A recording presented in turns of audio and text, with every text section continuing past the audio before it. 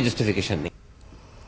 और वहीं मध्य प्रदेश के साबिक वज़ीर आला दिग्विजय सिंह का कहना है कि बीजेपी हुकूमत की जानिब से मुल्क भर में डराने और धमकाने का माहौल बनाया जा रहा है। बुलडोजर के जरिए मनमाने तरीके से लोगों के मकानों को मुनहदिम किया जा रहा है। पूरे देश में माहौल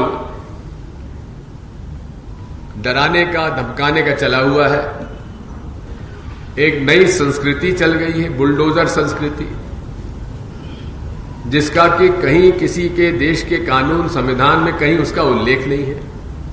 फिर भी मनमाने ढंग से जिसको चाहे उसका घर तोड़ दो, मकान तोड़ दो। ये संविधान इनके लिए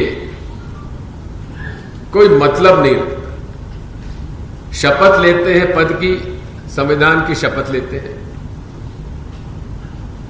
निष्पक्षता से काम करने का जनता को वादा करते हैं, लेकिन पूरे तरीके से भारतीय जनता पार्टी प्रदेशों में और देश में पक्षपात तौर पर राजनीतिक प्रतिद्वंदियों को और कुछ विशेष वर्गों के खिलाफ आज ये